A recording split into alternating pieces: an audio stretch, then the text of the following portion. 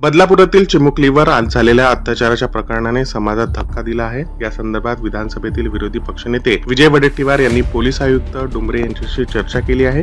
वडेट्टीवार यांनी अशा घटनांवर गंभीर प्रतिक्रिया दर्शवली असून पालकांना बसवून ठेवलेल्या महिला पोलीस कर्मचाऱ्यांचे निलंबन करण्यात यावे आणि पीडित मुलींच्या पालकांची तक्रार न घेता त्यांना 11 तास पोलीस स्थानकात बसवून ठेवले आहे। यासाठी कठोर कारवाई करण्याची मागणी केली आहे। वडेट्टीवार यांनी या प्रकरणी 3 महिन्यात फास्ट ट्रॅक कोर्टात सुनावणी करावी आणि आरोपीला फाशीची शिक्षा दिली जावी अशी मागणी केली आहे। त्यांच्या या मागणीने या प्रकरणातील गंभीरतेचा आणि न्याय मिळवण्यासाठीचा त्यांच्या कटिबद्धतेचा मुद्दा स्पष्ट केला आहे। बदलापूर ठाणे जिल्ह्यातील बदलापूरमध्ये जी घटना झाली अत्यंत काळी झेलवणारी घटना आहे। म्हणजे माणसाला या सगळ्या घटनेकडे बघितल्यानंतर एक 3.5 वर्षाची मुलगी एक 4.25 वर्षाच्या मुलीवर अत्याचार होतो। तक्रार देण्यासाठी गेल्यानंतर त्यांची तक्रार 11 तास त्यांना बसवून ठेवलं जातं। अरे कुठे चाललंय पोलीस खातं? काय संवेदना राहिल्यात की नाही? 4.25 आणि 3.5 वर्षाच्या मुलींवर अत्याचार झाल्याने तक्रारसाठी गेल्यावर 11 तास जर बसवून ठेवत असाल तर तुमची कायदा सुव्यवस्था आणि पोलीस यंत्रणा ही कुचकामी ठरली आहे हे आता स्पष्ट झालेलं आहे। आणि म्हणूनच मी आत्ताच पोलीस आपल्या कमिशनरशी बोललो, त्यांना सांगितलं जी महिला याला जबाबदार आहे आणि 11 तास बसवून ठेवून तक्रार न घेणाऱ्या महिला अधिकाऱ्याला तात्काळ निलंबित करा, ही मागणी आम्ही केलेली आहे। आणि एकीकडे लाडकी बहीण म्हणून मिळत आहे तर लाडक्या लेकीवर अत्याचार होत असताना मुख्यमंत्री उपमुख्यमंत्री मूग गिळून बसलेत का? तर काय एवढं त्यांना त्यांच्या संवेदना संपल्या?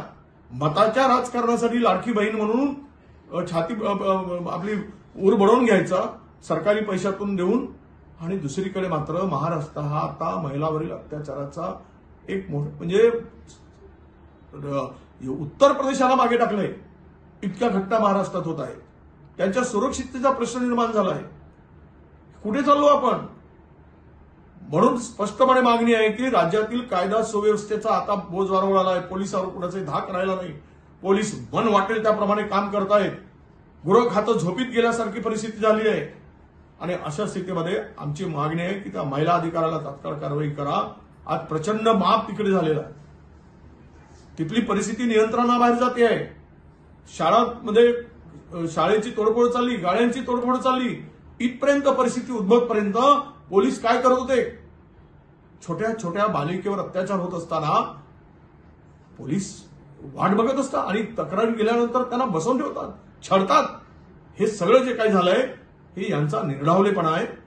यांना जी मस्ती आली आहे आमचं कोण काही करू शकत नाही, त्यामुळे या घटनांमध्ये वाढ होत आहे।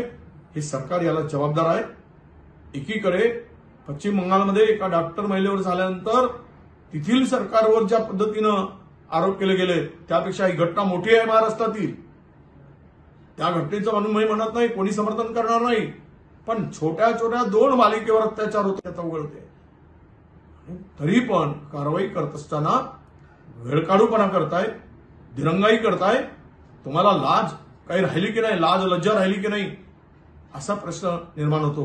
म्हणून तातडीनं कारवाई करा अशी आमची मागणी।